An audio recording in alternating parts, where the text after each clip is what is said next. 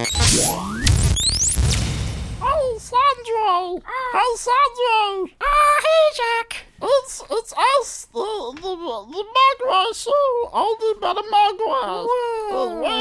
We're ready movie reviews. Yay! Oh, jeez, Rick. I'm really... Don't listen to the movie after midnight. Something. What? Don't listen to the movie after midnight? I was going to say podcast, but I went movie for some reason. I don't know. Hello and welcome to Oldie with a Goodie, the show where we do bad impressions and worse intros. This week we're reviewing Gremlins. I'm joined once again by Sandro. Yeah, hey, what's up? And this week we've got, of course, our special guest who said he'd come on this week, so I'm not even going to preface it with any other jokes. It's Rob Lloyd. Woo! Happy to be back talking about this incredible film. But just before we continue, you must do your Mogwai impression because we've both done it. Bye, Billy. It's really good. Excellent. Oh, excellent. Perfect. That is 30 years of practice, okay? Yeah, perfect. Absolutely brilliant. Gremlins. This was fun. Yeah. This was good. You're going out on a limb already? I'm gonna die on the hill that this movie is fun. Now, you watched it last night. How long has it been since you've seen it? I haven't seen this since I was probably 12. Right. So about 11... No, hang on. How old am I? Yeah, about 9 years. How old am I? Got that wrong. Wait a minute. About 9 years. But I never really liked the first one when I was growing up. I was always Gremlins 2. I always went to Gremlins 2 when I was younger, and I really like watching this by itself, because I think it's better. I think I'm going to go and say it. Wow. It's better than Gremlins 2. 9 years of thinking that 2 is better. I'm saying it now. He's changed his mind. I'm changing my opinion. I think Gremlins is a better film, but Gremlins 2 is one of the best statements in cinema ever about someone like Joe Dante just said, look, I don't want to make a sequel, but he said, if I get to make this, I'll do it the way I want to. So it's sending up what sequels are. It's like taking away all the threat and the horror of the franchise and just, breaking narrative, being incredibly meta, and just using the Gremlins to literally destroy the machine within, which is the film. So That's true. Yeah. But yeah, the first one has that threat, has that horror, creates this, takes this urban legend that was created in World War II of the Gremlins and turns it into this modern mythology, which it became for quite some time.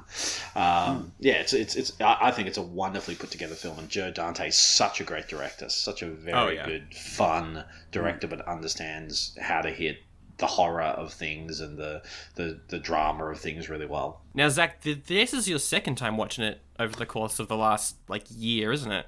I watched it last year, and I already forgot how horrifying it was. It's really horrifying, isn't it? It is. Yeah. It is a horror movie, and you just sort of forget that. You're like, oh yeah, Gremlins, that's a funny comedy movie. Fun times, having fun. And then you get the scene in the kitchen, and you're like, oh, hang on a second. For me, it's the fact that the Gremlins have become fucking cop killers. They just take out out two cops, and they're going, and they just laugh at it. And They're bad guys. They're bad guys. They're bad boys. They're bad boys. One of them's a flasher. That's canon. And gets kicked in the non-existent nuts as he deserved. Yeah. But what was your journey with this movie, Rob? When did you first watch it? What did you think of it? How has it grown on you? Well, as being the token old bastard, this was my childhood, so I remember it when it first came out, and the excitement and the word of mouth that was going around. But as a kid, I was very, as we talked about with the Ghostbusters episode, I was a very nervous kid. I got very scared very easily. So Slimer freaked me out in certain ways, and so the Gremlins as well was very much a case of how you categorize it in your head about the horrors that are happening. So for me, I was never really horrified by the Gremlins being killed in the kitchen, because I'm there going, these are bad creatures. They're going to hurt, Billy's mum, and she's awesome. And the fact that she uses her domesticity to kick the ass of these Gremlins, I particularly love. But stuff like, like the guy being attacked in his arm being ripped apart in the letterbox, the cops being killed, all these people running around with Gremlins ripping at their faces and stuff like that.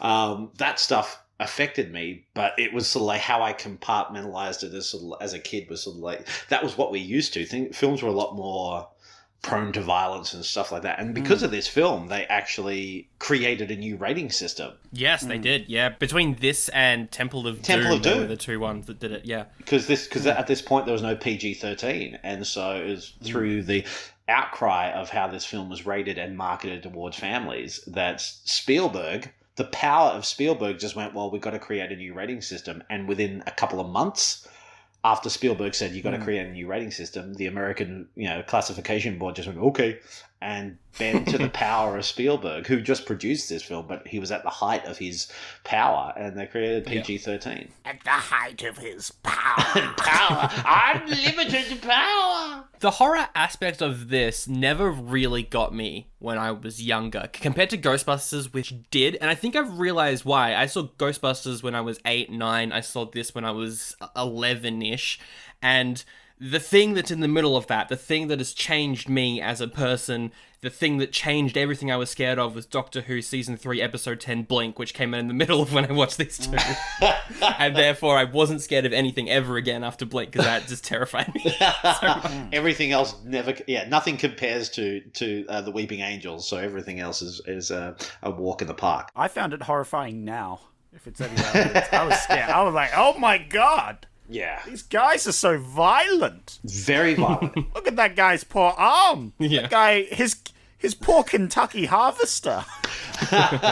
It's a Kentucky harvester. It's a Kentucky harvester. Kentucky harvester. But Zach, this wasn't the only... Well, first of all, usually we review movies that came out the week that the episode goes out, but there was only one movie that came out this week, and so you picked this one instead. The other option for this week was Under the Volcano, popular award-winning movie set in a small Mexican town during Day of the Dead during the 30s. It looks all right, but yeah, we're going to get more to talk about with Gremlins. I want to watch Gremlins. I want to see little Gizmo. He's going to go, ah! and then you got the evil Gremlins that go, ah! Yeah. Gizmo. That's my full review, by the way. Perfect. Yep, great. So it was released June 8th in 1984. Yes, opened alongside Ghostbusters. It's very, very, oh so very loosely based off the 1943 novel The Gremlins. It was originally written to be a tie-in for a movie during the 40s that never got made. I think it was just went through production hell for many years. They had the puppets, everything was ready to go, then production shut down. Oof. And eventually was picked up now. But it is based off a book that I've never read. But the cover photo looks cool. So that's good. Great. It is directed by Joe Dante. He's done other amazing films, including the very fun Piranha. He did the Tom Hanks vehicle, The Burbs. I love The Burbs. One of my favourite films. Oh, it's a good one. He also did the cult classic Small Soldiers. Never really got to a wide audience. Well, they are pretty small, so, you get it. And he also did Brendan Fraser's Looney Tunes Back in Action, which the first time I watched, I got stuck in a room for 2 hours because the door locked in on itself. I couldn't get out. That's the only memory I've got relating to Back in Action. That type of stuff happens in like 90s, high school teen romantic comedies, and it happened to you in real life? That's amazing. Yes. Did you get locked in there with Seth Green, or? And he also directed, I think that's what got him this, was he directed one of the sections from the much troubled Twilight Zone movie. He did, yes, he did. So he directed the It's a Good Life reboot, which completely took the original concept, which had Cloris Leachman and Will Robinson from Lost in Space, and made it this surreal, bizarre, macabre, incredible 20-minute part of the Twilight Zone movie. Yeah. Most recently, he did another segment in an anthology movie, a horror anthology called Nightmare Cinema. Came out last year. Very fun. I would recommend it if you are a horror buff, you're a fan of something like Creepshow. Check out Nightmare Cinema. It's great. There's one scene that basically shows you what it would have been like when Anakin killed all those Padawans. It's basically that scene. Excellent. Oh my gosh. But put to screen. It is... That's what I've been looking for. Ridiculously over the top, but also a lot of fun. The movie, Gremlins, is written by Chris Columbus. This is his second ever writing credit. Woo. Second after Reckless, which we did in February. That film Yep, we watched it. What a movie. He, of course, went on to write The Goonies, directed Home Alone, first two Harry Potter movies, and Percy Jackson. That's right. Percy who? The superior Harry Potter. How are you feeling about them doing Percy Jackson on the new series? I'm pretty excited. I mean, the author is involved. I think he's going to be writing / executive producing, so that's always a good sign. One season a book, which I'm not too sure about, but it could work. It's on Disney Plus. The budget's going to be great. Excellent. Going through the cast, Zach Galligan is Billy Peltzer, his first ever major movie role. He did go on to do Gremlins 2 and 2 films in a franchise called Waxwork, which I've never seen, but the poster looks creepy. Yes, I have. I got to interview Zach Galligan a couple of years ago when I did my YouTube channel, The Con Artist. So I got to sit down with him for about 25 minutes, and it's up on YouTube if you want to have a look. Wonderful, wonderful man, and really embraced his fandom and his place within pop culture society. He's still working as an actor, but he leans heavily into the nostalgia of Gremlins, and is more than happy to share his stories about working on both films and all that type of stuff. Yeah, wonderful man. Sounds like a cool guy. Yeah, he seems like someone that should show up in Stranger Things or something like that. Like a show that's taking those classic 80s almost child / teen actors and putting them in like modern day stuff. I'm going to start it, a petition. Get him in Stranger Things 4. Zach in Stranger Things. Get Zach in Stranger Things. Yeah. Absolutely. Get Billy Peltzer. Get Billy Peltzer in. Yeah. In Stranger Things, just gremlins attack them. That's what's going to stop the upside down. That's what's going to stop you fight fire with fire. Get the upside down,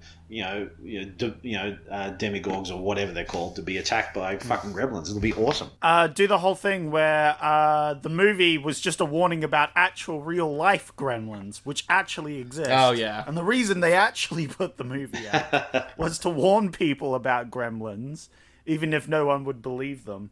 And they have to get the real-life Zach to come in to help them actually fight gremlins because he's an expert on them. Playing Billy's dad, Randall, is Hoyt Axton, who has done quite a few movies and TV shows, perhaps better known as a country artist, though. He's done a lot of singing and songwriting in the country, blues, all those various genres. Yeah, I swear I could listen to him just talk for probably an hour.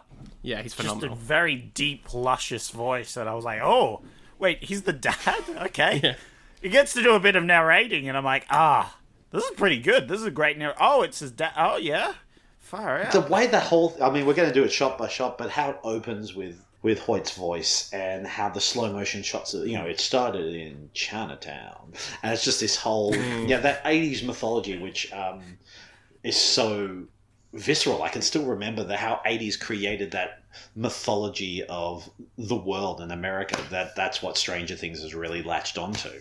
And because it's all real sets, real props, real effects and stuff like that, it feels a lot more real than the CGI buff we get nowadays. I know I'm sounding like an old man, but there was this sense of verisimilitude to this 80s mythology it was creating. So definitely, yeah. There's just not enough Chinatowns with ancient magical creatures in them nowadays. Like in the 80s, you could believe you could walk into Chinatown and pick up a mogwai. You could believe you could walk into Chinatown and see David Lopan.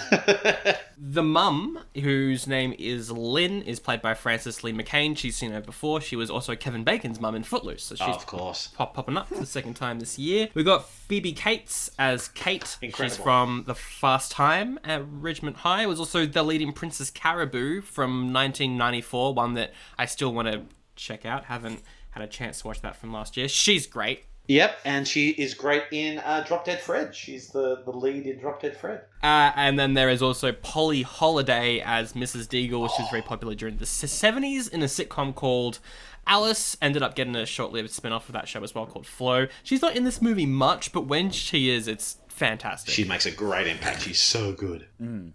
This also serves as an early role for Judge Reinhold, who's in a couple scenes as Gerald Hopkins, the vice president of the bank. He was Dr. Neil, Charlie's stepdad, in the Santa Claus movies. Fantastic. You remember that? He showed up in those. He looks the same in this. He hasn't aged. Yeah. No, he doesn't. He actually doesn't. No, he hasn't aged. I don't think he has. I think he's got a painting of himself up in the attic somewhere, and he's great in Beverly Hills Cop films. Oh, of course. Yeah, he's really funny. I love whenever he's on any scene. He just has that sort of patronizing Yeah. way about him that he does in Santa Claus in this, where he's like not a bad person, but also a bad person. Yeah. And then the neighbor, Mr. Futterman, played by Dick Miller. The great Dick Miller. What's he in? He's in Terminator. A Little Shop of Horrors as well, another good one. He's done a lot of Joe Dante films, so he's also in The Burbs. He returns in Gremlins 2. And the voices for the Gremlins themselves are voiced by some pretty popular people as well. Howie Mandel is Gizmo. He's a comedian and TV host at the time. He had his own show, The Howie Mandel Show. He did. He had a cartoon show called Bobby's World as well, which was this animated show, an animated show that I watched when I was in like high school, and he did the voice of this kid Bobby, who he did his usual Howie Mandel Gizmo voice that he also used as Scooter in Machine Men, otherwise known as the GoBots in America. And what I know that was where I was introduced to the Minnesota voice, because Bobby's mum had that voice of, "Oh, Bobby, don't you know?" And she sounded like the entire cast of Fargo. So Right, okay. Don't you know? but Frank Welker's there as well. Frank Welker, yeah, he's Stripe. If you don't know who Frank Welker is, I mean, Scooby-Doo, Megatron, Curious George as well. Oh, I love Curious George. Curious George is my jam. And Peter Cullen is there as well as some of the voices of the Gremlins. Peter Cullen is the voice of Optimus Prime, obviously. Yes, of course. And also Michael Winslow from Police Academy. He does some Gremlin voices in there. Oh, of course he does. It's got 84% on Rotten Tomatoes, audience score of 78. A lot of critics at the time said that it was a lot of fun and it worked as an almost parody of creature pics, but quite a few people didn't like the violence. This is far too violent. My goodness. I took my little Timmy to the cinema and he enjoyed it, which was bad because it was violent. Don't think of the children. Won't somebody think of the children? I really enjoyed it. Shut up, Timmy. You don't know what's good for you. 11 million. Cost 11 million. What do you think it made? Well over 100, I reckon. Oh, yeah. I can confirm that. Well over 100. I'm going to go with my classic 380. Okay. That's my classic go-to, an 80 score of some sort. I will go with 250. Oh, you're so close. I will say it's closer to Rob, but still a little lower. Ooh. Okay. I'm going 180. I got to stick to it, you know? Yeah. Stick to my guns. 230. 230. 212. Ooh. Which is about 666 million in today's money. Wow. That's a lot of dosh. Yeah, it's quite a bit. That's a dough or two. Not as much as Ghostbusters, but they were like playing at the same time, so it makes sense that one would shoot a little further ahead. But yeah, definitely one of the highest grossing films of the year, without a doubt. And it's weird because it is quite violent and quite scary at point, but it was pushed more for the family kids market, whereas Ghostbusters was pushed to everybody. And I guess because they have tried to reboot Ghostbusters so many times, and they have so many spin-offs like the real Ghostbusters, the Extreme Ghostbusters, and with the reboot film and all that type of stuff, whereas Gremlins has stayed very much within the 80s. Let's go through it. It opens with a voiceover introducing the inventor, the dad who is an inventor. He's in Chinatown. The bathroom buddy. Think a Swiss Army knife, but for the bathroom. Yep. You got your toothbrush, you got your nail clippers, you got your flossing, you got toothpaste, you got everything. Everything that you possibly need. I can hook you up. The sound effect when the toothpaste just shoots all over him is so out of place. It's very 80s. I love how defeated he gets. Like, you see his soul crumble, but he keeps on going. I just have to keep on going. But he keeps going on. He's a salesman. Because it doesn't matter. That's not a problem at all. That can easily be just washed off with some soda water. He's in this shop pitching his product when he does hear the cute creature noises of Mbogwai, Zach. Yes. Just to set the scene. And it does it singing. Can you do the singing, Zach? Yeah, I can do a song. No, I'll take requests. Gizmo isn't sitting there taking requests. Absolutely. He isn't there going, don't forget to tip your waitresses. Crap, please. Anybody want to hear some Led Zeppelin? All right, here we go. There's a lady who's sure. There's an idea there somewhere. Coming soon to Melbourne Fringe 2021. Gizmo sings the hits.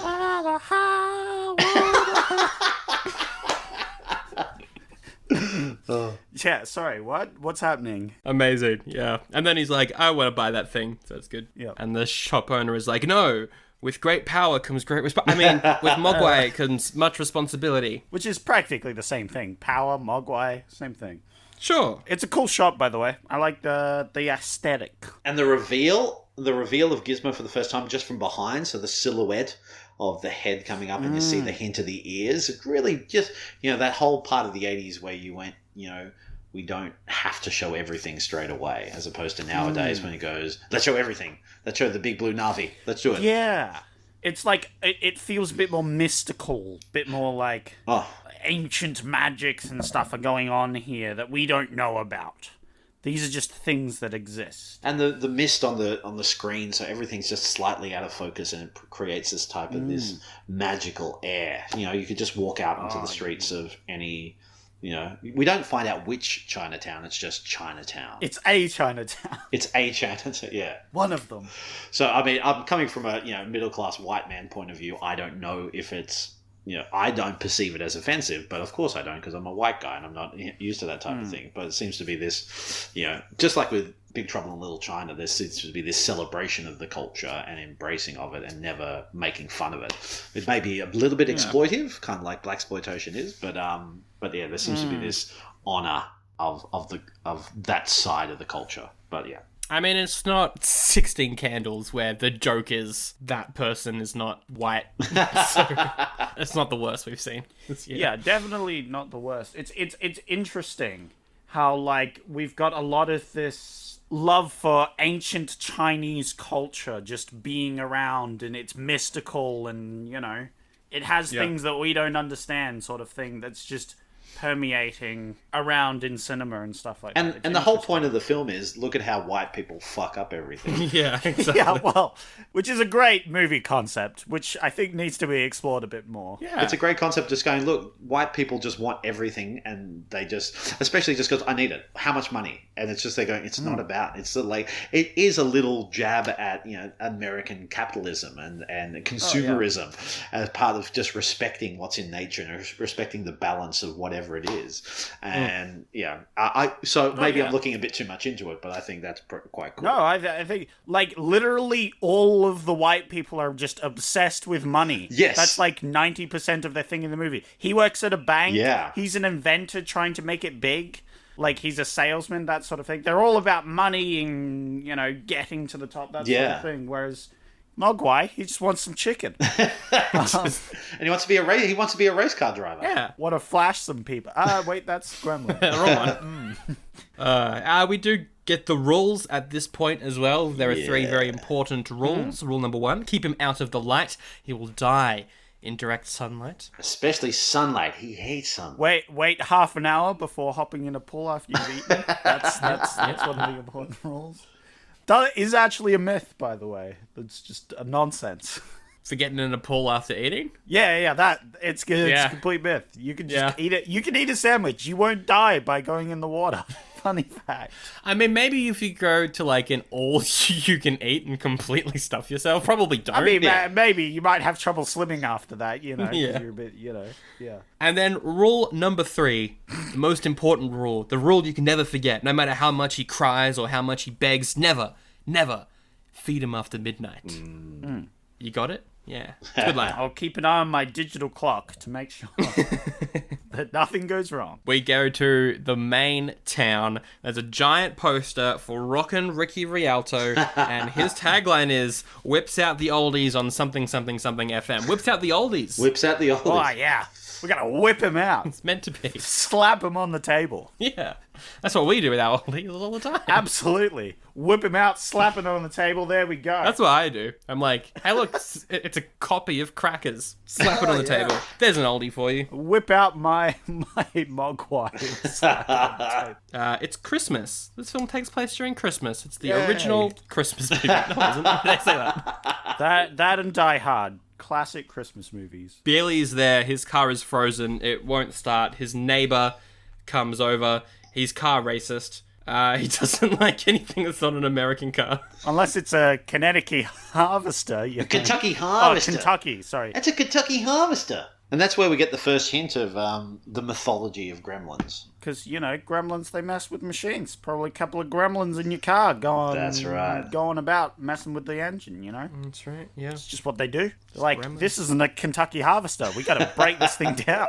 We want some Kentucky Fried Chicken, more like it. Am I right? Hey? Oh, yeah, they are a fan of that. They're a fan of chicken. They're a fan of Kentucky Fried Chicken? Kentucky Harvesters? Oh, my God. It's a conspiracy. Oh, the scene where Billy is walking to work with his dog, and you just pass by shop after shop of very faded, dirty signs. You don't know exactly what the restaurant is, what they're selling, but then you walk past Burger King. It's completely clean. It's just, it's very bright. Yeah. It's good. Love product What do you placement. mean? I didn't notice the giant sign saying Burger King. I didn't see that one. I was just rewatching Iron Man. I got it on 4K, and so there's the famous scene where when Robert Downey Jr. Tony Stark comes back from his misadventures, and he says, first thing I want to do is have an American cheeseburger, and then want to do a press conference. And what cheeseburger does he have? It's Burger King right there. Burger Wow. King. Well, the burgers are better At Burger King Jacks. at Burger King. Yes. Anyway, Mrs. Deagle, she is approaching the bank where Billy and Kate work. The theme tune that plays when she's walking is fantastic. Oh, It's so... Mrs. Deagle's theme is so like Looney Tunes, isn't it? She is just the Dalmatians villain. The 101 Cruella. Dalmatians She is villain. Cruella de Vil, yeah. Yeah, she just hates dogs. Wanna blend them up, make a nice coat. That's it. That's her whole life goal. Well, the music's done by Jerry Goldsmith, who's one of the most underrated, but one of the greatest music composers. I mean, John Williams gets a lot of attention, as he rightly does. He's created some of the most iconic themes, but Jerry Goldsmith, right up until his passing, was just an incredible body of work, and such a wide range of music as well. Like, he did Gremlins, he did a lot of Joe Dante's films, he did Burbs as well. He did Total Recall, which is an incredible soundtrack. Yeah, beautiful piece of music, and created that whole element of, added more magic to this, this magical sort of retelling of American folklore. Yeah, the soundtrack, it's quite cartoony, but also at times can be kind of cheekily menacing. Yes. Which is, it's fantastic. It's spot on. That's a great way of describing the movie. Cheekily menacing, yeah. Yes, that's a very good way of looking at it. She's angry because Billy's dog, it ruined her very expensive snowman, and she wants to kill the dog. She's like, the dog's bad, I want to kill it. The dog's like, how dare you talk about me like that? I'm going to attack you in front of everyone. Get my owner in trouble. Look, I don't have any criticisms, but I have several criticisms. One, why are you bringing your dog to work? Just don't. Second point, don't bring your dog to work if you work at a bank. Very, very good. Very sound. Yep. Yeah, why? He works at a bank, which is just one of the least dog-friendly work environments I can think of. Yeah, it's in the top 5. Look, just don't bring your dog to work. I don't know. At the time, I didn't mind it too much because I was like, he lives at home. He doesn't want to leave his dog all alone at this house that he lives by himself in. Yeah. To be bored, wreck the house. But then you realize he lives with his parents. He's got no excuse. I mean, yeah. So, yeah. Anyway. You could, but you want to make sure he's tied up or something. You want to make sure he doesn't actively attack your boss. There's just a few things you want to make sure the dog doesn't do when you're at work. And this is, one of the 2 scenes where we do see Judge Reinhold, where he's telling Billy, look, I wanted to fire you, but the big boss, he thinks you're good. I think you should toughen up a bit. Be a man. It's the 80s. And he playing a character called Gerald, and they really push the Gerald in this film. Gerald. Every time they say Gerald, it seems like they've added in a couple of extra syllables. Gerald. Exactly like that. Exactly like that. Yeah, it just pauses the film for 4 seconds. Every single time they say it. Yeah, every time they mention the name, the whole movie just pauses for it. Just say, Gerald.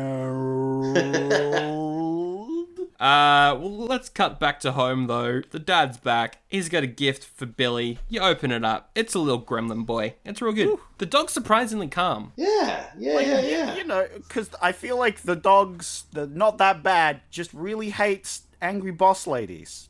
And fair enough too. Yeah, Barney's pretty cool with just this new creature in their life.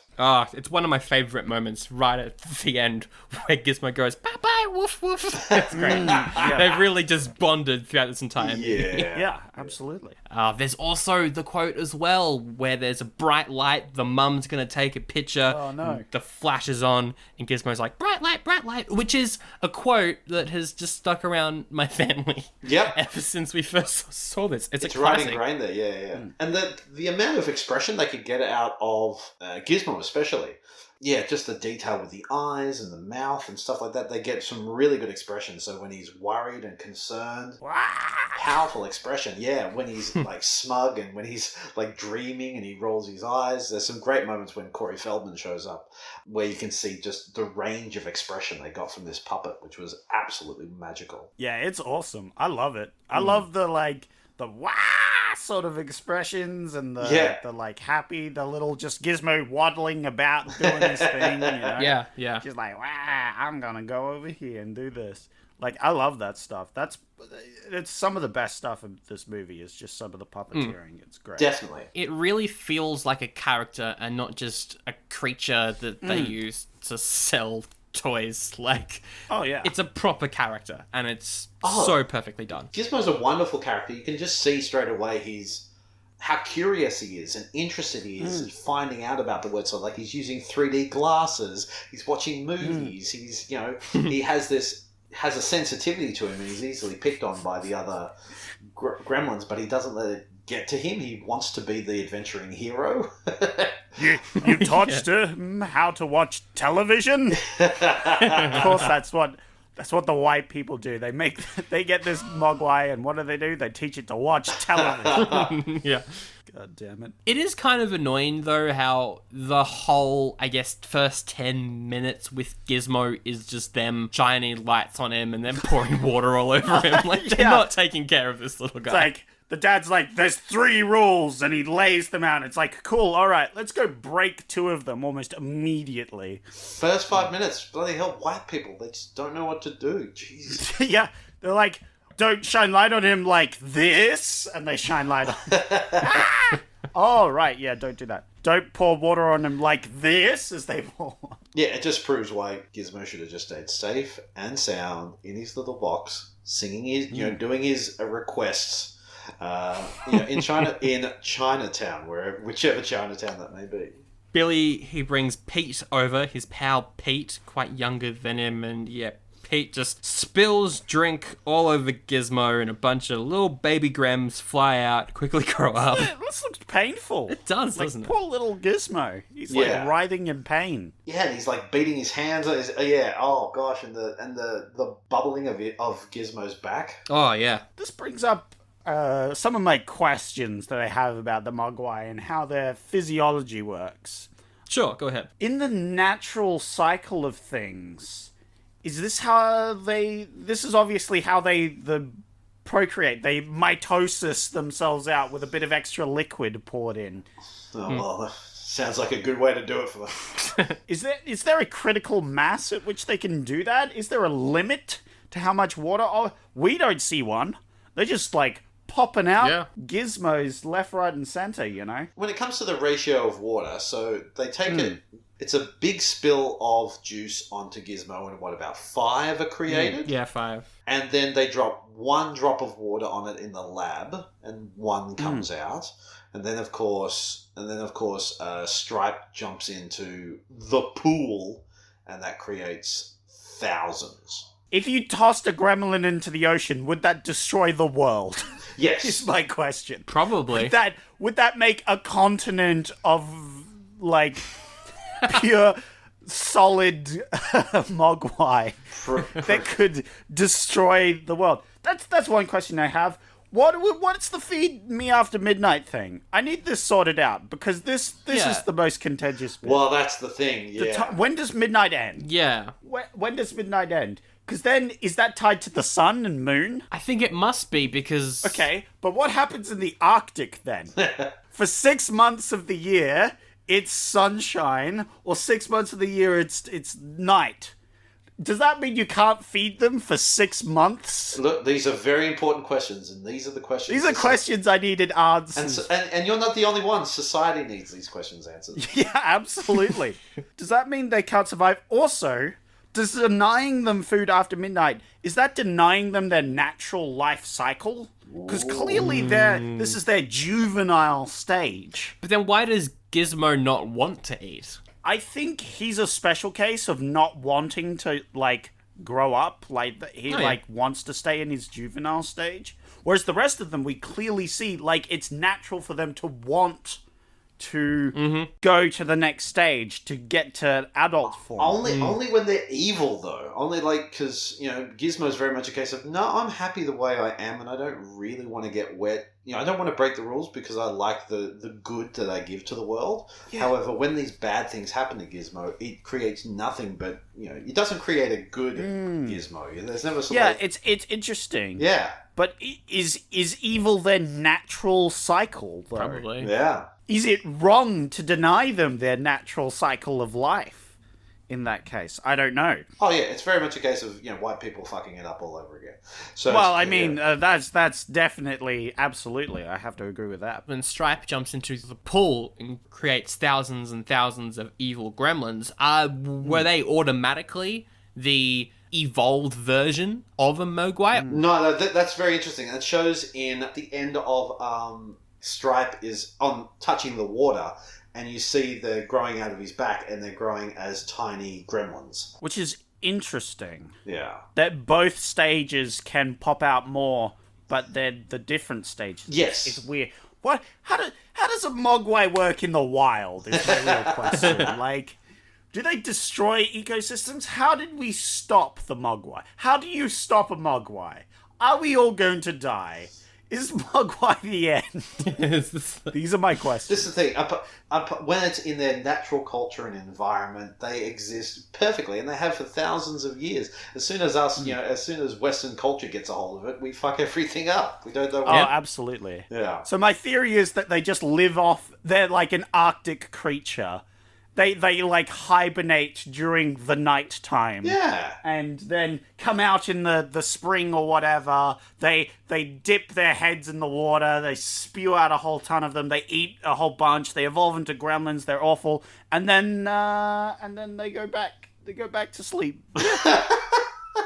and the way that people have combated them is they've gotten torches and fire, and they've reduce their population down to a very few amounts, and then you keep them in little lock boxes in your ancient shops, and then white people, they F it up. Yep. They Yes. stuff it all up again, release them into nature, because surely after this disaster, there's some Mogwai that escaped. Probably. There's Mogwai out there.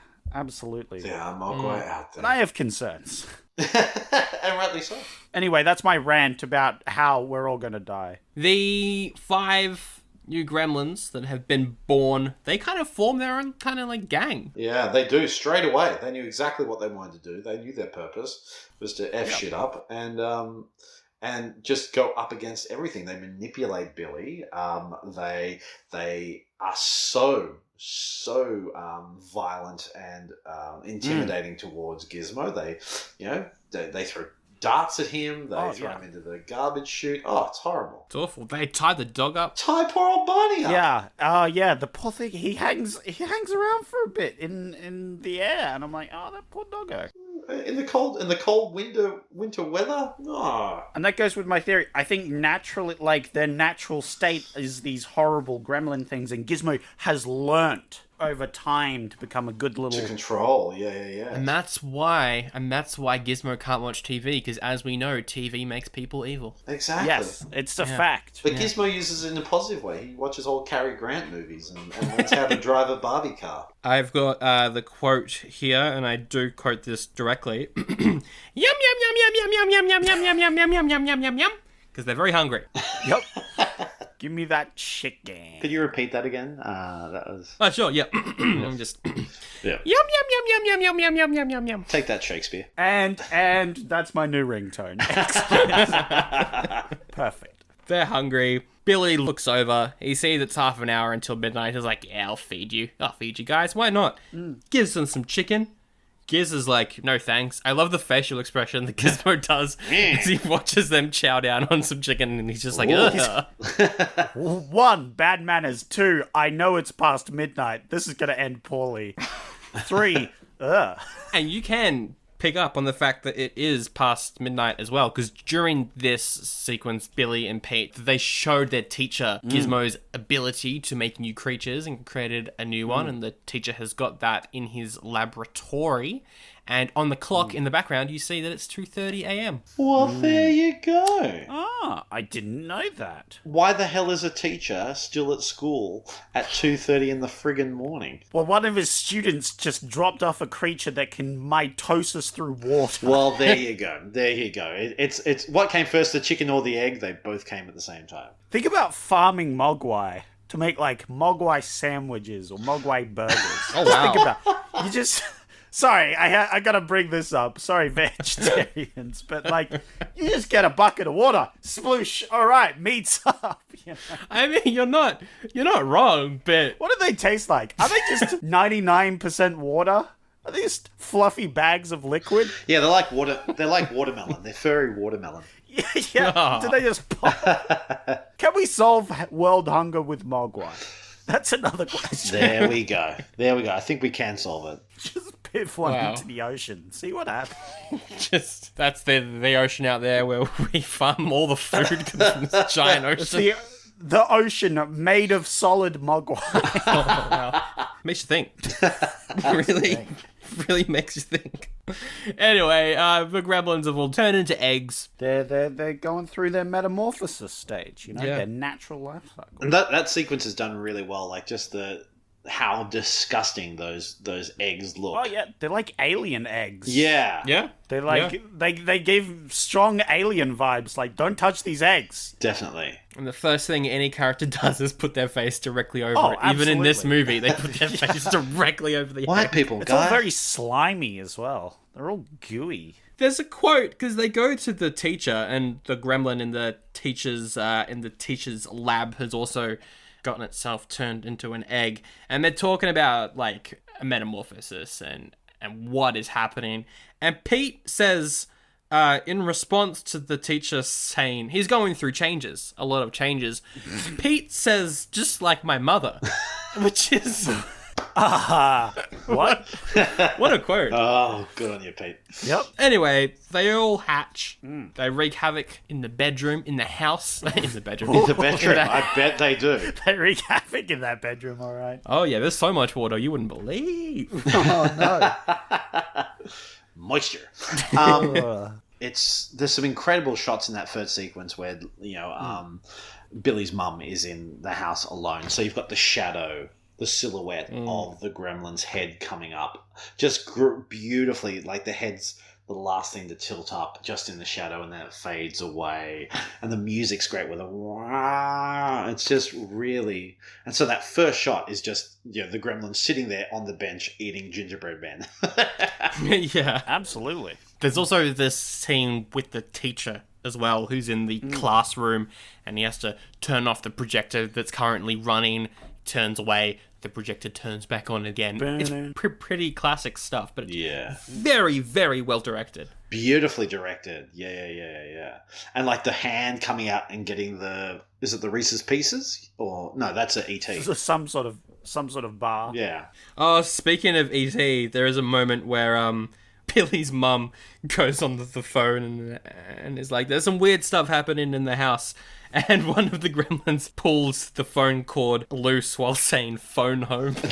Yeah, by the way, Mum, kind of a badass Oh, yeah. in a lot of these scenes. See, that's the Pulls out thing. a knife and just... When does that happen? Because you got like is it the blender first? There's the blender first, yeah. Make a nice slushy. And then... And then she just stabs another one? Yep. She stabs one to death. And then it's the microwave? Yep. Yeah. Because you're there going, okay, blender, that's kind of cool. Microwave's cool. No, and then she just gets a butcher's knife and just stabs. No creativity, no Looney Tunes thing here. It's just a case of, no, let's just stab this thing. She could probably take them all single-handedly, I think. She was wrecking them. Yeah. Just give her a Kentucky harvester and she'll be going at him. And then, yeah, she goes into the living room. One's hiding in the Christmas tree, jumps out, attacks her. They're writhing around on the ground, almost being strangled as well. Like, it's very violent. It is using the Christmas decorations, isn't it? Or Yeah. This is one of the scenes where, as a young person, I was like, oh god, this is horrifying. I don't want to be strangled to death by a gremlin creature. And really good narrative stuff as well. Like earlier on, when they establish the home, they establish the sword always falls off when you shut the door. Yeah. And so Billy comes home, sees his mum being strangled. He shuts the door. Bang! The sword falls down. He goes, oh, "There's my weapon." It's literally like a sword on the mantelpiece. Literally, like the Winchester. Okay, dogs can look up. Absolutely. But Stripe escapes into the night, never to be seen again. Yep, and that's the end of the film. Yeah, that's right. Well, until the next scene. Can I just say that shot of Billy like chopping the gremlin's head off, and it lands in the fire, and it's like screaming as it's on. Oh my god! Yeah, horrifying. Horrifying. Family film, by the way. Family film. As a kid, I'm going, awesome. He deserved that. Don't you dare strangle mum. But then here I'm going, how can you show kids that? It's like the kids are going, yeah, get the gremlin. The parents are going, oh my god, that gremlin! So violent! He's just going through his natural living process. He was just trying to evolve to the next stage. It's part of the natural cycle. Stupid white people! That involves strangling a poor mum. Yeah. And as a common trait, sadly, in an 80s film, the black guy gets killed very quickly. Yeah, the teacher. He gets a needle in his butt. Yes, he does. Yeah. Billy and Gizmo, they team up to go and find Stripe. We do also, in this sequence, cut to the dad. He's at a invention convention, and there's this robot that's just walking around. That is Robbie the robot from the original Lost in Space, thank you very much. It is, yeah. And there are cameos in there up the boot. You can see Steven Spielberg drive past in the bicycle. I love that bike. Good, yeah. Is it the same voice as Lost in Space? Yeah, same guy. Yep. Yeah, that's good. Marvin Miller. There's some good lines. He says, would you care for a coffee, sir? I barely use it myself, sir. It promotes rust, which is good. It's a cute moment where he's there going, how's the convention going? He goes, yeah, everyone's a bit more advanced than I thought it would be. So you've got Robbie the robot. You've got the time machine. I think the time machine from the original Rod Taylor films in the background as well. So. Yeah. Yeah. It's good. It's a fun moment. He does... As a character, he does feel like he's in a completely different movie a lot of the time, but it's great. It's so funny. He's a great character. They follow Stripe's footsteps to the YMCA, and there is a giant pool there. Stripe, he jumps into it, creates an entire army. That shot of how they, like, the mist and the smoke and the lights and the bubbling in the pool is amazing. It's so scary. It's so beautifully shot. It looks incredible. It does. Yeah, it's really good. Like, the water is just boiling as well. It's phenomenal. Yeah. Would that happen to an ocean? If you check the bottom in there? I'm just saying. Sorry. Just saying. Just putting it out there. Yeah. I'm just putting it out there. Like, is that going to cook the fish? Is it hot in there? Is it just bubbly? What's going on? How does this work? What's the science behind Mogwai? Yeah, that's good. Let's look at the science of this whole thing. Yeah, absolutely. How is it mitosising? Why is it metamorphosing? I want to know. Where's the hard facts? Yeah. Can they live in water? Can 'Cause they? They're being born in water, and they're not like... I think there might be aquatic creatures to be able to literally come to life surrounded in water without having to come up for a breath until they're fully grown. It's questions like these, that need answers. Definitely. It's almost like we need an animated prequel coming to HBO Max next year. Right. No. Billy, he runs off to the police, and these police... let's just talk about the police for a second, because Having a great he time. rocks up, he tells them stuff. One of the police is like, you reckon this kid's drunk? The other police responds with, no, but you are. The police are just drunk on the job. Well, yeah, it's Christmas. They got that eggnog, But Christmas is one of the highest, there's so much crime on Christmas. Yeah. Not in Kingston Falls. Not in this small town. Not in this small, Not in Kingston Falls. Kingston Falls, the cops are okay to drink eggnog and get pissed and then die in a horrific Look, fire in a car. nothing ever happens in this town. There's no crime. There's nothing. Nothing ever bad happens here. What could possibly go wrong? Yeah, what could possibly go wrong? Let's just get smashed. Yeah. Absolutely hammered. Montage of the Gremlins being mischievous. Crushing people with a giant harvester. That is a great scene where it just plows straight through a wall. It looks excellent. Yeah. Except he doesn't die, doesn't he? Because he Nope. comes back in the second one. Well, they do mention stuff at the end. So all the stuff you're worried about in the end, while Billy's walking around with Kate, you hear the radio playing, and so it goes, the news. You hear that they're still alive in the Right, background. yeah. So, and that Pete survives because he's on the radio talking to Rock and Ricky and saying, Yeah. I mean, it does cut away very cleanly, before anything happens, Yeah. So it's very believable that something could have happened and they live, like they jump out of the way or whatever. exactly, Yeah. exactly. Or there's this one scene where they're messing with the traffic lights and you get a shot of a red traffic light. And I'm just going, is this Twin Peaks? I've been watching a lot of Twin Peaks recently, as I know that you have as well, Robin. I'm just like, this means something. This must mean something. What's going on? Anytime I see a red light now from a red traffic light, I'm there going, what's it mean? It's got to mean something. What's that horse doing in the living room? What's the horse? What is the horse doing in the living room? We don't know yet. We don't know. Gremlin put it there. A gremlin put it there. When you've got that sequence of hearing the sounds of the cars crashing and smashing, and just the reflection of the fire on the Gremlins' faces of watching it, just in glee and delight. Just little moments like that, really good, artistic, horrifying moments. Tell Exactly. you what, a crossover between these Gremlins and the stressed guy from Toxic Avenger, just doing awful things and laughing constantly. Back at the police station, another quote I quite like. They are going to head off, investigate what is going on, and we get these lines of dialogue. Let me drive. No, you're drunk. But you always get to drive. It's because I'm the sheriff, asshole. More Gremlins mischief. They're singing carols outside Mrs. Deagle's house. Oh, that's so hilarious. Oh, yeah. And she had the water. She was going to throw them with water. I'm going, don't throw the water. There's that line later on as well where I think over the radio someone's like, the guard or the police or the army are here with their hoses. They're going to hose them off. That sequence with Mrs. Deagle and her demise is beautifully done as well. And Polly Holiday does such a great job at really making you believe in how horrified and terrified she is. And then it changes all when they short-circuit her. Yeah. Oh, yeah. And it just goes flying out the window. So just in a second, you can go from sympathy for this character. Well, you're laughing at her first because she's going down this slide and she's talking to her cats like they're real. And you go, oh, she's weird and silly.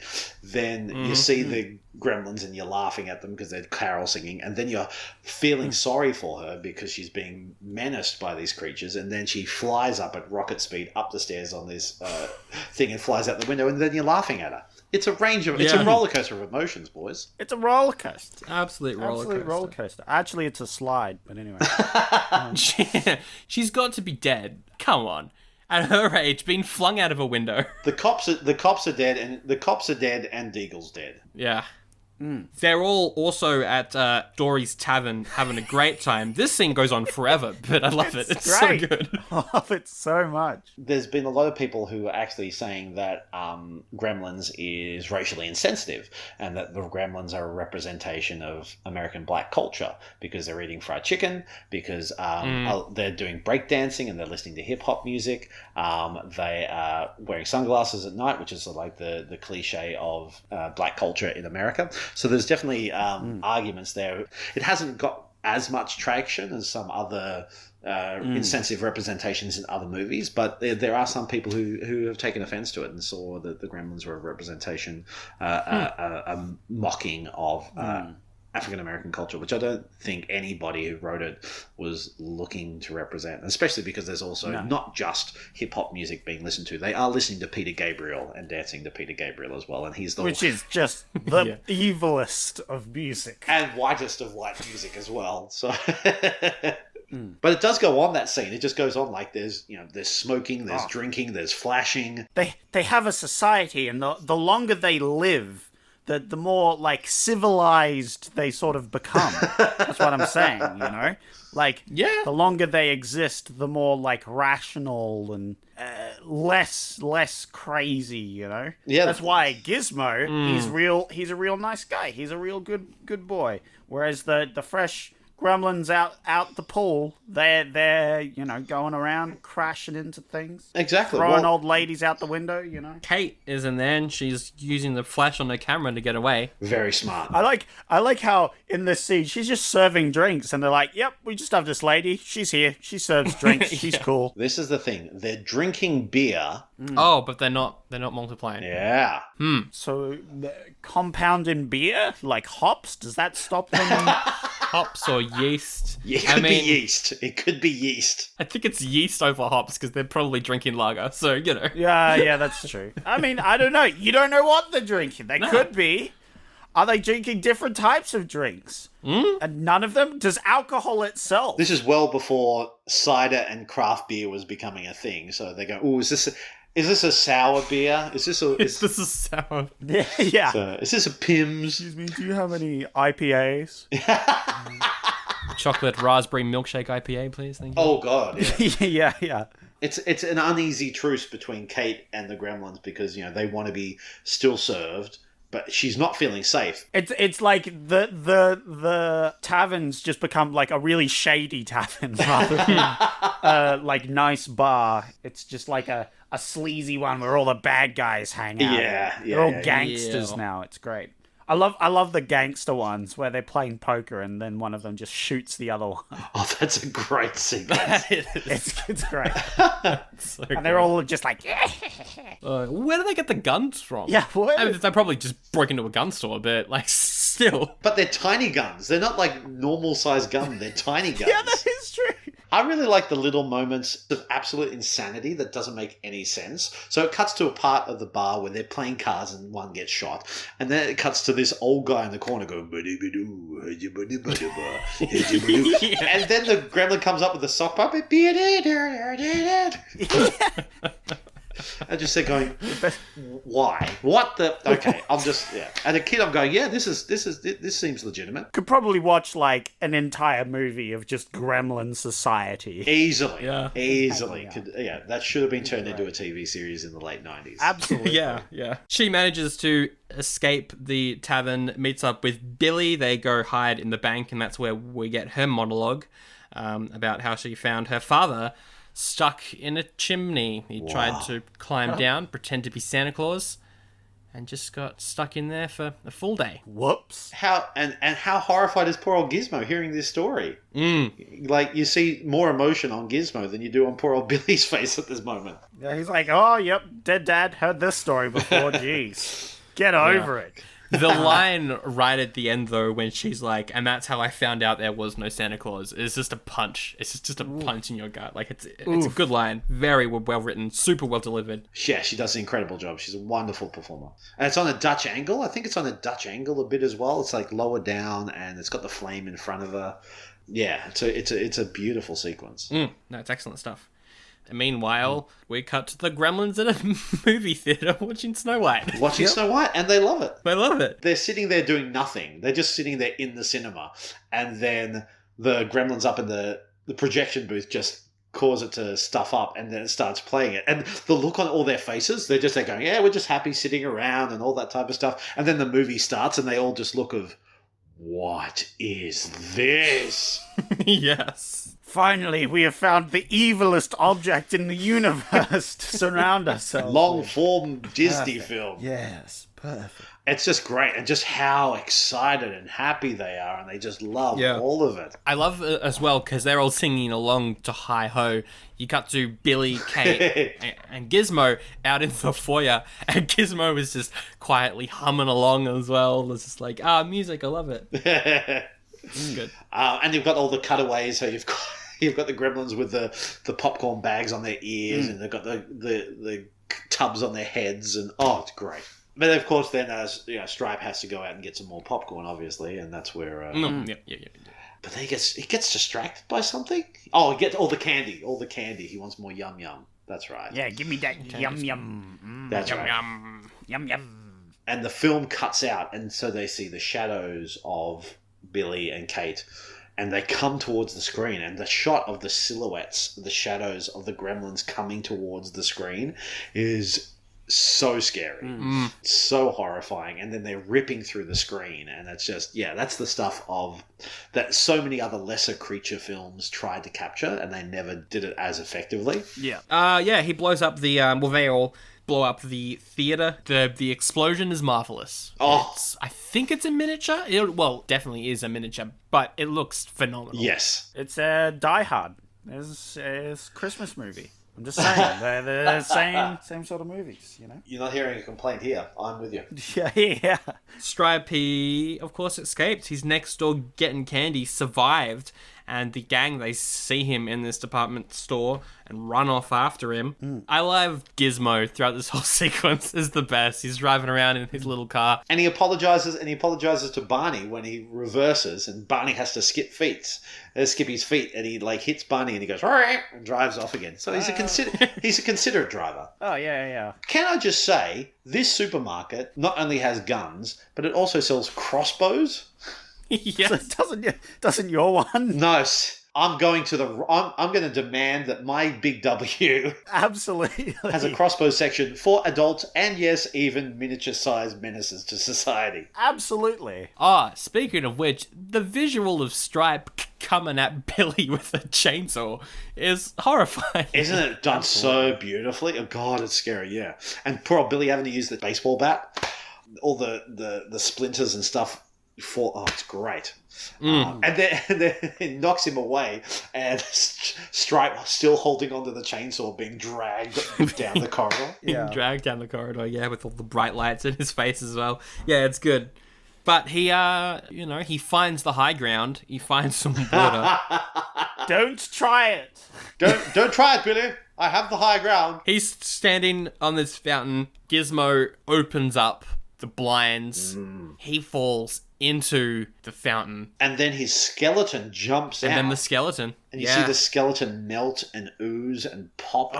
Yeah, it's disgusting. It is horrifyingly good. Because the combo of all that liquid must be doing something to his chemical makeup, and then the sunlight, which they're vampires, so they burn up in that. So it's no fun. And that one final jump scare thing, it is a bit of a cliche, but because of that skeleton visual in this, you completely forgive them because it looks amazing. It's so good. Yeah. Just melting away. Oh. And it bubbles, and then it's bubbling on the ground, and Barney goes to have a look, and he goes, blue, and Barney goes, I'm out of here. I'm out of here.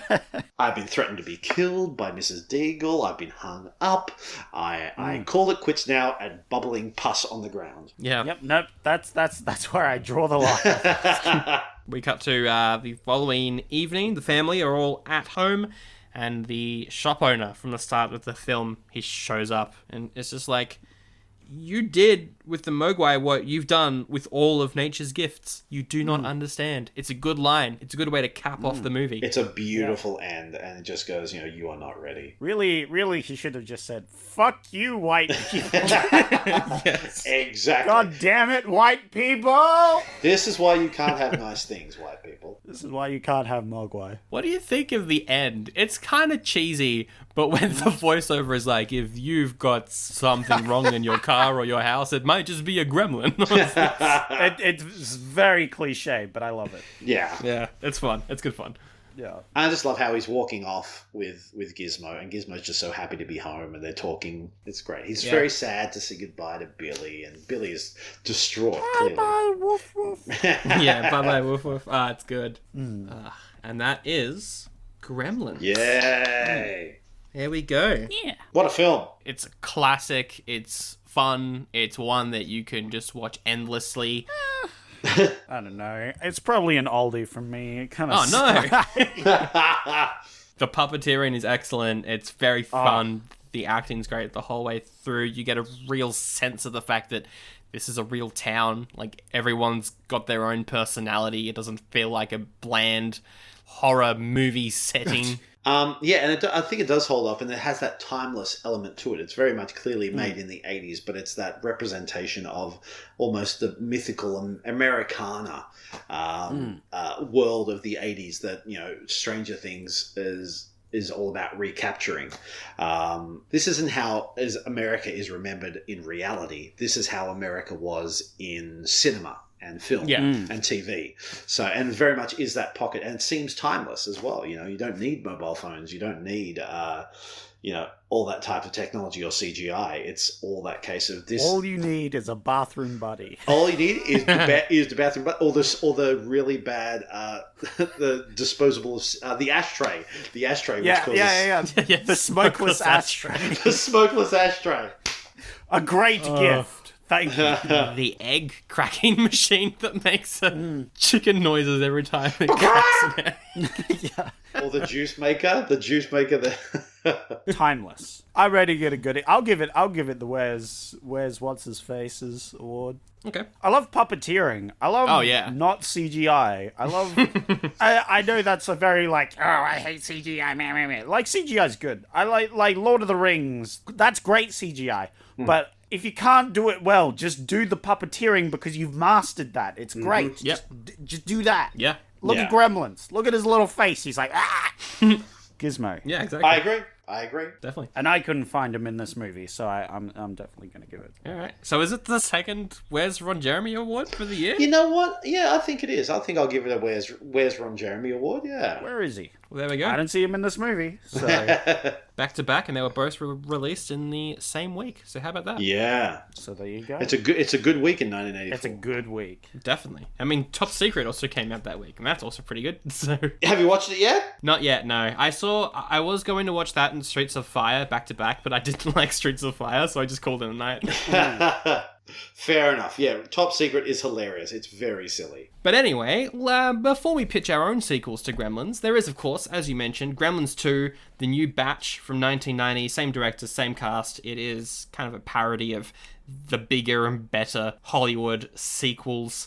It currently sits at about 69% on Rotten Tomatoes, so not as positively received, but still quite positive. It was a box office bomb, Yes, though. it was. Tanked. It cost about 50 million, made 40, so not very good. Wow. And that did kind of kill the possibility for a third film, but Joe Dante said that he's always had an idea for a third one. In fact, I think in 2017, he said that there is a script ready and waiting to go if anyone wants to make it. Currently, Warner Brothers have the rights, though, and they are working on an animated series called Gremlins Secrets of the Mogwai for HBO Max. It's going to be set in the 1920s in Shanghai. Wow. I can't wait, because I'll finally get my answers. Yes. The secrets of them. I'll finally get All them. come out. You'll get all the science you need. There's some incredible casting in Gremlins 2. You've got John Glover, who people would know from, he played Lex Luthor's dad in Smallville. He was the voice of the Riddler in the 90s animated Batman series. You've got Christopher Lee is in there for a little bit. You've got Robert Picardo. Dick Miller comes back. Wonderful cast. But it is that case of everything that you believed in that first film that they took seriously, they dismantle it in the second one. And so for a lot of people, they felt cheated. Yeah. They felt cheated going, I believed in this world. I believed in the mythology created, and now you're making fun of it. It's very much like Evil Dead 2 or the funny Chucky movies. It's that whole era of let's take things that we took seriously and were kind of scary and make them funny. Yeah. I used to love it as a kid, and I'm very interested to rewatch it and see if it holds up. I'm sure it does, but I will definitely watch it at some point, which does lead into an idea we had, which was a bonus battle, Ghostbusters 2 versus Gremlins 2. I don't think we're going to do that anytime soon, but it's definitely something that we should look into at some point. Maybe episode 100. We'll see. Let's pitch our own sequels. Who wants to go first? I have several ideas, so I'm gonna shoot it out at one. World War IV. Holy smokes. World War 4? You've completely skipped World War 3. Yeah, Just going straight for 4. No. This is in the super future. This is like sci-fi almost. Yeah. But instead of, soldiers fight this war, we've got Mogwai, because they're the best disposable units. You can just make hundreds more of them. And they come out wanting to cause mischief and mayhem, You just point them at the enemy. The ultimate weapon. Yeah. The other pitch that I came up with during this was a Mogwai world, where it's just like a city, where we're in a city. Humans, they all died off by their stupidity, probably white people. Yep. It's this like abandoned city that the Mogwais have like made their own. So you can see like it was originally a human city, but they've like strung up like highways and stuff between buildings and other things where they've got their own little cars that they're driving around through. And it's just a city of these gremlins, and one of them's a detective. And he has to solve this crime that's happening. There's a lot of crimes happening. Yeah. But none of them are usually murder nowadays. And now that one has happened, it's a very rare occurrence. So this detective has to track down, and he gets on these wacky adventures where he goes after the mob. The mob. Why? This sounds awfully similar to Happy Time Murders. Yes, except less completely awful. Yeah. I did have an idea which kind of starts as a flashback to the main movie with a couple astronauts. They're being sent into space to go and investigate something. You follow them for a bit until you cut to the event after quite a disastrous thing on Earth. They come back and... it's just Planet of the Gremlins. it's just Planet of the Gremlins. I did not expect this to go the way you said it was going to go. I thought you were going to do Alien. No. But it's mock. Planet of the Gremlins. There's a movie where James Franco has this gremlin. Yeah. What's your idea, Rob? My idea, so it's set now. They get Phoebe Cates and Billy back. Zach back, and they play, Billy and Kate settle down, married, living back in Kingston Falls, and raising their kids. Gizmo's with them, but Gizmo's getting sick. The only place where they can go, they have to take Gizmo home. So they have to go back to the origins of the Mogwai, back to their homeland. And of course, when they get there, inadvertently, gremlins are created, and hilarity ensues. But it's finding out the origins of, and answering all those questions that would make Zach very happy. But, Yes. And so, but the main thing is at the end, Gizmo finds his people, and so he can go live with his people and find his home within the Mogwai community, which I think would be be cute. Yeah, it's time for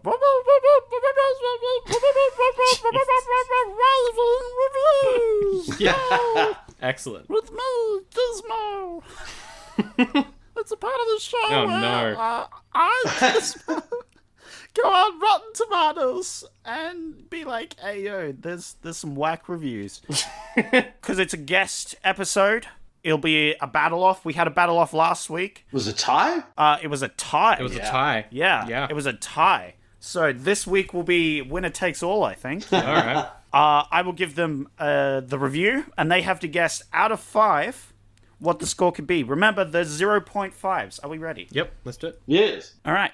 As a usual thing I do, I tend to grab small reviews, like try and keep them short and sweet to get through this. But this time I've made an exception, just for the very first one. Okay. Wesley says, my amazement that I ever thought this movie was good is matched only by the fury I felt towards Gizmo's blockhead owners.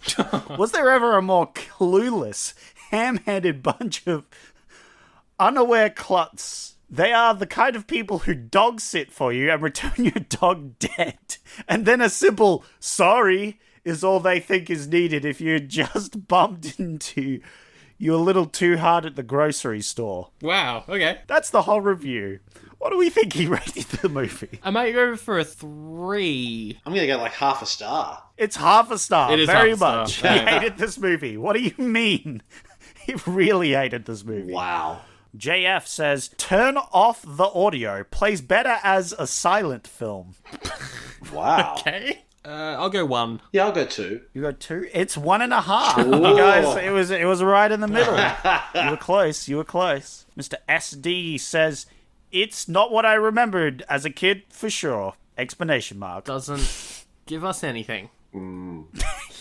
Excellent. I'm going to go negative. I think I'm going to go for a 2 this time. Ooh. Yeah. I'm thinking that as well. 2.5. Ooh, it's a 3. Oh. So close once again. Oh. Wow. You're just skimming these. And now it's time for the debut of the first bonus segment.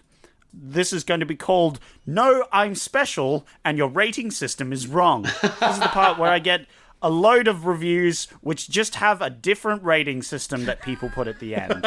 Because they're special and they know better than a 5 out of 5 system, which is definitely a bad system. Patricia says, certainly a fun ride through terrible animation and background quality, but yet the quality of the storytelling is very excellent. 73%. 73%. I'm going to go 3.5. Yeah. 3.5? All right, what do you got? 3.5. It's 3.5. Well, all right. Rated. He says, it may be dated now and its structure cliche, but Gremlins remains a darkly fun and creative film. B-. B-. That's a 3. It's a 3 from Sandro. What's Lloyd thinking? Yeah, 3.5. It's a 3.5 once again. All right, Ryan gets that. Tyler says, this is a fun killer thriller. What better than green monsters running around and killing people in fun ways? Best Christmas movie ever. Grade A+. Oh, it's 5 out of 5, isn't it? Yeah, 5 out of 5. 5 out of 5. It's a 5 out of 5. Easy done. Ethan says, there's no method to this madness. It all comes across as an incoherent mess. C-. A 2.5. 2. It's a 2 out of 5. Well done. All right. Miles says, a classic starter horror/comedy. And effects hold up pretty amazing even today. 7.6 out of 10. 7.6. That's a 4 out of 5. Yeah, 4.5. It's a 4 out of 5. Ooh. Sandra get this one this time. Well done. All right. And Dolores, finally, with our last one, is one of my favorite movies from my childhood. Emma, 8 out of 10. Lucy, 9 out of 10. Charlotte, 10 out of 10. The 29th of the 6th, 2016. 4.5. Which is when the review came out, by the way. Yeah, 4.5.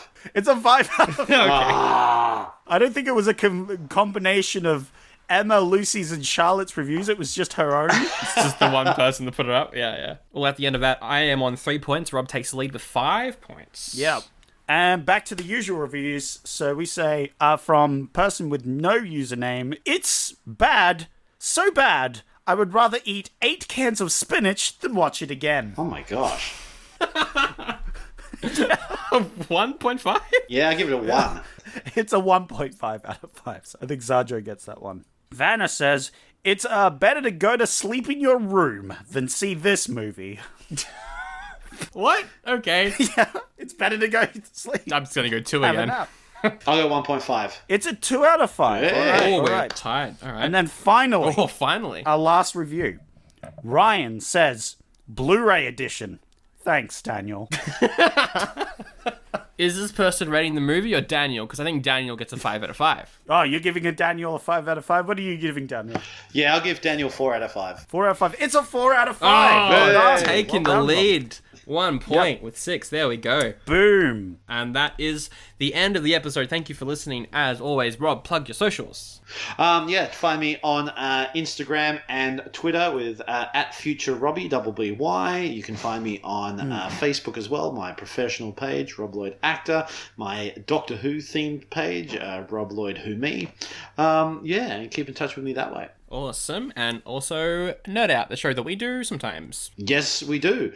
You can find all that, the link in the description. You can keep in touch with us. We have a Facebook page as well as an email, oldiebuddygoodypod@gmail.com. You can follow me on Instagram if you want. SANDROFALCE is my username there. Zach's also on Instagram. Is it Zach Fordhams? Yes. Zach Fordhams. If he gets more followers, he might log on for the first time in a year. Yep. What else can you do? There is our YouTube channel. Shout out to all our new listeners who are joining us through YouTube. Thank you very much. Welcome on board. And that's pretty much all we got to say. All right. So, Sandra, is it your pick this week? Yeah, you picked Gremlins. Yeah. Yeah, I did pick Gremlins. All right. So, we've got a few choices here. We've got The Karate Kid. Oh, nice.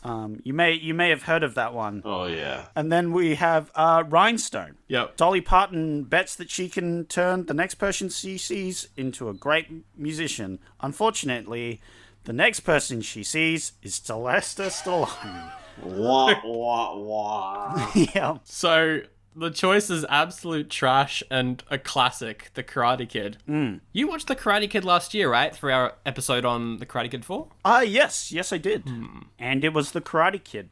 I've watched it like 6 times, I think. So I can remember it pretty well. Yeah, it's a classic. I've seen it so many times, over and over again. It was always on TV or the VHS was playing. Because, I used to have VHSs when I was younger. Sure, they're the worst form to watch a movie on, but I like the feeling of putting it in the machine. It's a good thing. Yeah. You know what? We've had too many good movies recently. Let's do Rhinestone. What? We're not doing Karate Kid? We did it last year with the next Karate Kid. We've done this franchise before. That is true. I'm going to regret this. But yeah, every second that you're watching this film and go, oh no, remember that you could be watching The Karate Kid. But you chose this. I actually had an email the other day from a listener being like, you guys are doing way too many good movies at the moment. You got to do something bad at some point. So Wow. So it's their fault. That's fair. All right. We'll switch it up for you. let's wrap it up. My favorite quote from Gremlins. Mine has got to be, yum, yum, yum, yum, yum, yum, yum, yum, yum, yum, yum. Mine would have to be Gizmo singing.